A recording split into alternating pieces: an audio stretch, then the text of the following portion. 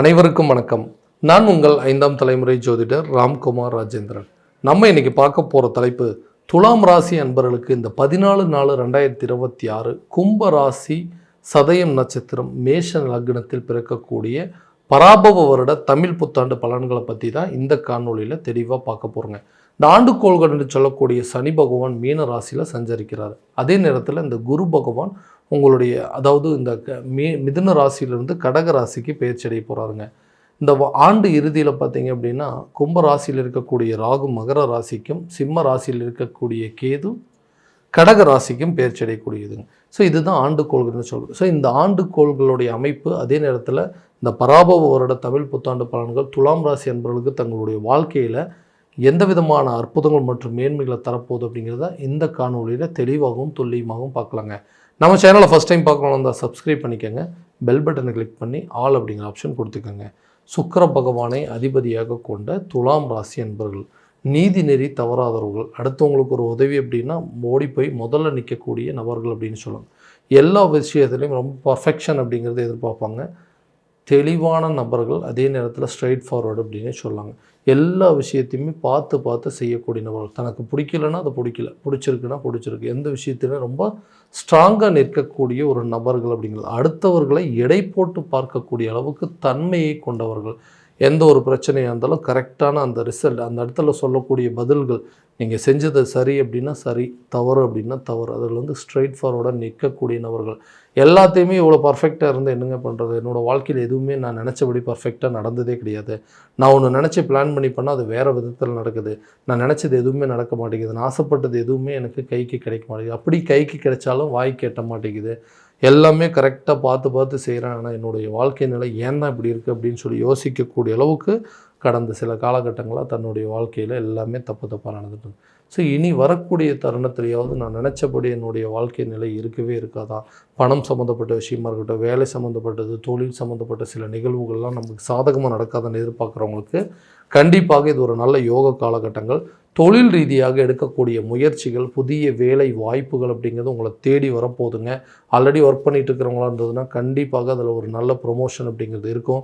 Salary increment இருக்கும். நீங்கள் இருக்கிற வேலையை விட்டுட்டு வேறு ஒரு வேலைக்கு போகலாம் அப்படின்னு சொல்லி ஒரு சில பயத்தினால இதையும் தொலைச்சிருமோங்கிற காரணத்தினால இருந்திருப்பீங்க. இந்த காலகட்டங்களில் நீங்கள் புதிய வேலை வாய்ப்புக்கு உண்டான மாற்றங்கள் அப்படிங்கிறது ஏற்படுத்தலாங்க. வெளிநாடு சம்மந்தப்பட்ட வேலைகள் கூட கிடைப்பதற்கான சூழல் அப்படிங்கிறது இருக்கும். ரொம்ப வருஷமாக ஒரே கம்பெனியில் ஒர்க் பண்ணிகிட்டு இருக்கேன், இந்த இம்ப்ரூவ்மெண்ட் இல்லை, எனக்கு பின்னாடி ஜாயின் பண்ணவங்களாம் கூட இன்றைக்கி பெரிய லெவலில் இருக்காங்க, அவங்களுக்குலாம் ப்ரொமோஷன் கொடுக்குறாங்க, சேலரி இன்க்ரிமெண்ட் கொடுக்குறாங்க, என்கிட்ட மொத்தமாக வேலை வாங்கிட்டே இருக்கிறாங்க, தவிர எனக்கு வர வேண்டிய ப்ரொமோஷன் எதுவுமே கிடைக்கல. ஏன்னா என்கிட்ட எல்லா வேலையும் கொடுக்கும்போது சொல்லுவாங்க, சூப்பராக பண்ணுவார், பர்ஃபெக்டாக பண்ணுவார், இவர்கிட்ட இந்த வேலையை ஒப்படைச்சா கண்டிப்பாக எந்த ஒரு தவறும் இல்லாமல் செஞ்சு முடிச்சிருவாருன்னு சொல்லி எல்லா வேலையும் என்கிட்ட கொடுத்தாங்களே தவிர எனக்கு கிடைக்க வேண்டிய சில பொறுப்புகள் அப்படிங்கிறது கிடைக்கலைங்க. அந்த பொறுப்புகள் உங்களை தேடி வரக்கூடிய காலமாக இருக்க போது ப்ரொமோஷன் அப்படிங்கிறது இருக்குங்க, சேலரி இன்க்ரிமெண்ட் இருக்கும். டெம்பரவரியாக இருக்கிறவங்க கூட பர்மனெண்ட்டாக ஒரு ஜாப் அப்படிங்கிறது கிடைக்குங்க.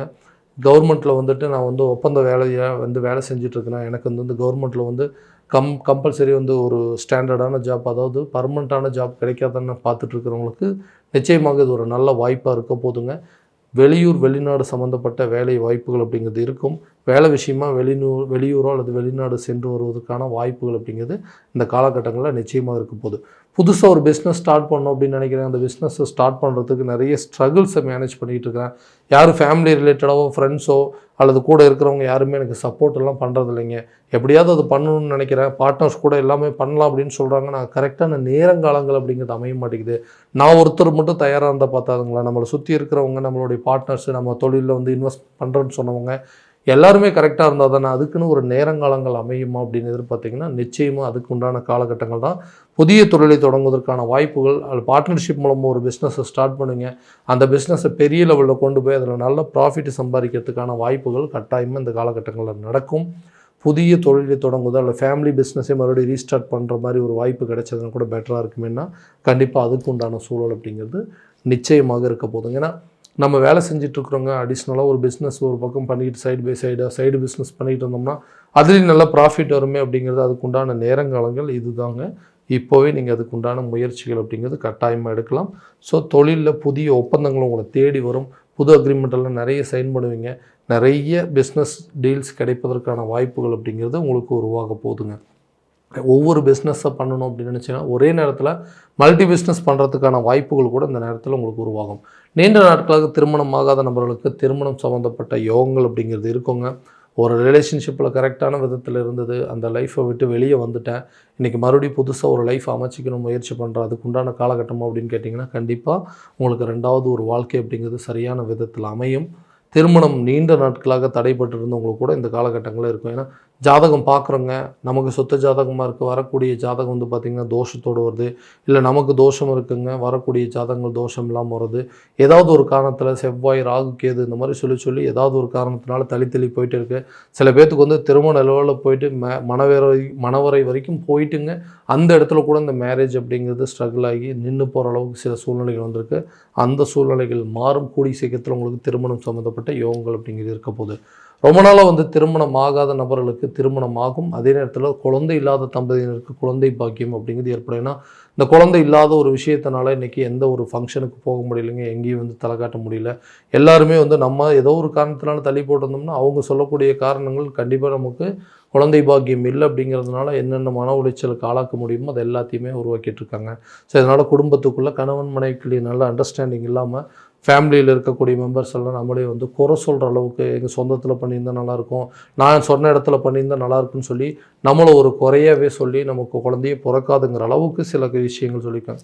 இதனால் குடும்பத்துக்குள்ள மன உளைச்சல் ஏற்பட்டு கணவன் மனைவிக்கிடையே சண்டை சச்சரவுகள் ஏற்பட்டு மாமனார் நாத்தனார் மாமியார் மூலமாக கூட வந்து சில பிரச்சனைகள் அப்படிங்கிறது வந்துருச்சு. அந்த நிலைகள்லாம் மாறும். கூடிய விரைவில் உங்களுக்கு குழந்தை சம்மந்தப்பட்ட பாக்கியங்கள் அப்படிங்கிறது ஏற்படுங்க. ரொம்ப நாளாக இதுக்கு உண்டான ட்ரீட்மெண்ட் முயற்சி எடுத்துகிட்டு இருக்கீங்கன்னா கூட அது ஒரு நல்ல சக்ஸஸான பலன்கள் அப்படிங்கிறது கொடுக்குங்க. கணவன் மனைவிக்கிடையே இருக்கக்கூடிய கருத்து வேறுபாடுகள் அப்படிங்கிறது முழுமையாக விலகக்கூடிய ஒரு காலகட்டமாக இருக்க போதுங்க. காரணமே இல்லாமல் சண்டை போடுறது, காரணமே இல்லாத பிரச்சனைங்க, தேவையில்லாத நபர்களுடைய தலையீடுகள், மூன்றாம் நபர்களுடைய தலையீடுகள் அப்படிங்கிறது எப்போ குடும்பத்துக்குள்ளே என்ட்ரியாச்சோ அப்போவே எங்களுக்குள்ளே இருந்த நிம்மதி அப்படிங்கிறது போயிடுச்சுங்க. வெளிநபர்கள்லாம் பேசுகிற அளவுக்கு இன்றைக்கி சூழ்நிலைகள் வந்து எங்களுக்குள்ள ஒரு அண்டர்ஸ்டாண்டிங் இல்லாமல் போய் இன்றைக்கி ஆளுக்கு ஒரு திசையில் பிரிந்து வாழக்கூடிய அளவுக்கு சில நிலைகள் வந்துருச்சுங்க. நான் செய்த சில தவறுகள், சின்ன தவறு தான் இன்றைக்கி வந்து பெரிய அளவில் எங்கள் குடும்பத்தையே பிரிக்கிற அளவுக்கு வந்துருச்சு. நான் மட்டும் அந்த தப்பு செய்யாமல் இருந்தேன்னா இன்றைக்கி என் குடும்பம் இப்படி பிரிஞ்சு போயிருக்காது அப்படின்னு சொல்லி அதை நினச்சி வருத்தப்படக்கூடிய ஒரு நிலை. மறுபடியும் ஒரு வாய்ப்பு கிடச்சா அந்த வாய்ப்பை பயன்படுத்தி இன்றைக்கி எல்லா பிரச்சனையும் சால்வ் பண்ணிக்குவேன், அந்த தப்புக்கு உண்டான பிராய்ச்சித்தை தேடிக்குவேன்னு சொல்லி வெயிட் பண்ணிகிட்டு இருக்கிறவங்களுக்கு கண்டிப்பாக அதுக்கு உண்டான வாய்ப்பு கிடைக்குங்க. பிரிந்த காதலர்கள், பிரிந்த கணவன் மனைவிகள், பிரிந்த உறவுகள் எல்லாமே ஒன்றிணைவதற்கான யோகங்கள் அப்படிங்கிறது இருக்குங்க. ரிலேஷன்ஷிப்பில் இருந்தவங்க கூட பிரேக்கப் ஆகி இனிமேல் இந்த லைஃபே வேண்டான்னு சொல்லி விட்டு போனவங்க கூட கண்டிப்பாக உங்களை தேடி வரக்கூடிய ஒரு தருணமாக இருக்கும் போது நீண்ட நாட்களாக பிரிந்து வாழக்கூடிய நபர்கள் ஒன்றிணைவதற்கான யோகங்கள், விட்டு சென்ற நபர்களும் பிரிந்து சென்ற நபர்களும் உங்களை தேடி வரக்கூடிய ஒரு தருணமாக இருக்க போதுங்க. வீடு கட்டணுங்க, சொந்தமாக ஒரு இடம் வாங்கணும், நமக்குன்னு ஒரு இடம் வாங்கி அந்த இடத்துல சொந்தமாக வீடு கட்டணும். காலத்துக்கும் வந்து வாடகை வீட்லேயே வாழ்ந்துட்டு இருந்தால் அதனுடைய கஷ்டங்கள் என்ன அப்படிங்கிறது நமக்கு மட்டும்தாங்க தெரியும். ஏன்னா ஒவ்வொரு விஷயத்தையுமே குறை சொல்லிகிட்டே இருக்காங்க. அப்போ நம்மளுக்குன்னு ஒரு வீடு கட்டணும்னு சொல்லி முயற்சி பண்ணிகிட்டு இருக்கோம். அந்த முயற்சிகள் வெற்றி அடையுமான்னு கேட்டிங்கன்னா கண்டிப்பாக அடையும். பூர்வீக சொத்துக்கள் உங்கள் கைக்கு வந்து சேருங்க. வில்லங்கங்கள் இருக்கக்கூடிய சொத்துக்கள் கூட உங்கள் கைக்கு வந்து சேரதுனால அந்த பிரச்சனைகளை தீர்த்து சொந்தமாக வீடு கட்டுவதற்கான ஒரு யோகம், இடம் வாங்குவதற்கான ஒரு முயற்சி, அந்த இடத்துல வீட்டு கட்டுறதுக்கான ஒரு பிளான் அப்படிங்கிறது கட்டாயம் இருக்குங்க. நின்று போன வீட்டு வேலையை கூட தொடங்கக்கூடிய அளவுக்கு சில வாய்ப்புகள் இருக்கும். வண்டி வாங்கணும், ஒரு கார் வாங்கணும், பைக் வாங்கணும், வீட்டுக்கு தேவையான சில பொருட்களை வாங்கணும் அப்படிங்கிற முயற்சிகள் கூட இந்த காலகட்டங்கள் நல்ல ஒரு பலன் அப்படிங்கிறது கொடுக்குங்க. ஆரோக்கியத்தில் ஒரு முன்னேற்றம் அப்படிங்கிறது இருக்கும். குடும்ப உறுப்பினர்களுக்கு உடல் ரீதியாக இருக்கக்கூடிய பாதிப்புகள் முழுமையாக விலகி அதற்குண்டான அளவுக்கு நல்ல முன்னேற்றம் இருக்க போது, என்ன பிரச்சனை அப்படிங்க தெரிஞ்சு அதுக்குண்டான ட்ரீட்மெண்ட் எடுக்கக்கூடிய காலமாக இருக்க போது, மருத்துவ மாற்றங்கள் கூட நல்ல ஒரு முன்னேற்றம் அப்படிங்கிறது இருக்கும். ஸோ ஆரோக்கியத்தில் பாதிப்புகள் அப்படிங்கிறது உங்களை விட்டு முழுமையாக விலகுங்க. கல்வி சம்மந்தப்பட்ட யோகங்கள், கல்வி ரிலேட்டடாக நீங்கள் புதுசாக ஆரம்ப கல்வியாக இருக்கட்டும், ஒரு காலேஜ் படிக்கிறதா இருக்கட்டும், ஒரு செகண்ட் டிகிரி படிக்கிறதா இருக்கட்டும், நீங்கள் ஆசைப்பட்ட துறையை தேர்வு செய்வதற்கான வாய்ப்புகள் அப்படிங்கிறது இருக்குங்க. கல்வியில் இதுவரை இருந்த அந்த மந்த நிலைகள் அகலும், ஞாபக மறதிகள் அப்படிங்கிறது குறையுங்க. நீங்கள் எதிர்பார்த்த ரிசல்ட் அப்படிங்கிறது உங்களுக்கு கிடைக்கும். இது மூலமாக நீங்கள் ஆசைப்பட்ட ஒரு துறையை தேர்வு செய்வதற்கான வாய்ப்புகள் இருக்கும். படித்து முடித்தவர்களுக்கு அதே துறையில் வேலை கிடைப்பதற்கான சில சூழல்கள் அப்படிங்கிறது இந்த காலகட்டங்களில் நிச்சயமாக உருவாகுங்க. கடன் சம்மந்தப்பட்ட விவகாரங்கள், கடன் ரீதியாக எப்போவோ வாங்கின கடன்லாம் இன்றைக்கி போட்டு என்னை வந்து ஆட்டி படைச்சிட்ருக்கு, காலத்துக்கு பல வருஷத்துக்கு முன்னாடி வாங்கின கடன்லாம் இன்றைக்கி என்ன போட்டு தொந்தரவு பண்ணிகிட்டு இருக்குங்க. யாருக்கோ உதவி செய்ய போய் இன்றைக்கி அந்த கடனில் நான் மாட்டிக்கிட்டு நான் அதுக்குண்டான வட்டி கட்டிகிட்டு இருக்கிறேன். ஸோ இந்த நிலையெல்லாம் எப்போ தான் மாறுங்க, இந்த கடனை எப்போ தான் முழுமையாக முடிப்பேன், எனக்கு வர வேண்டிய தொகைகள் வரணுங்க, எனக்கு வர வேண்டிய சொத்துக்கள் வந்துச்சு, தாய் வழி சொத்துக்கள் தகப்பன் வழி சொத்துக்கள்லாம் என் கைக்கு வந்துச்சுன்னா இந்த கடனை எப்படியாவது அடைச்சிருவேன்னு சொல்லி எதிர்பார்த்துட்டு இருக்கிறவங்களுக்கு கூடிய சீக்கிரத்தில் இந்த கடனை அடைப்பதற்கான ஒரு சில வாய்ப்புகள் அப்படிங்கிறது உருவாகும். ஸோ எதையாவது ஒன்று சேல் பண்ணி ஏதாவது ஒன்று வித்தாவது இந்த கடனை நாம் அடைக்கணும் அப்படின்னு எதிர்பார்க்குறவங்களுக்கு கண்டிப்பாக அதுக்குண்டான யோகம் இருக்கும். அந்த சொத்துக்கள் நல்ல ஒரு விலைக்கு போகுங்க. அந்த ப்ராப்பர்ட்டி நல்ல ஒரு சேல்ஸ், அது ரொம்ப நாளாக டிலே ஆகிட்டு இருந்த ப்ராப்பர்ட்டிஸ் கூட இந்த காலகட்டங்களில் கரெக்டான விதத்தில் சேல் பண்ணி உங்கள் பிரச்சனையை தீர்த்து கொள்ளக்கூடிய ஒரு தருணமாக இருக்க போதுங்க. ஸோ இது வரைக்கும் நம்ம பார்த்ததெல்லாம் கோச்சார ரீதியான பலன்கள் மட்டும்தான். இந்த பலன்கள் அனைத்து உங்களுக்கு நடக்குமானா உங்களுடைய சுய ஜாதகத்தை இதனோடு ஒப்பித்து பார்த்து இதில் உள்ள திசாபுத்திகள் எல்லாம் எப்படி இருக்குது, கிரக அடைவுகள் எப்படி இருக்குது அப்படிங்கிறத முழுமையாக தெரிஞ்சுட்டு அதற்குண்டானபடி சில முயற்சிகள் எடுக்கும்போது எல்லா விதமான வெற்றிகள் அப்படிங்கிறது கண்டிப்பாக உங்கள் கையில் கிடைக்குங்க.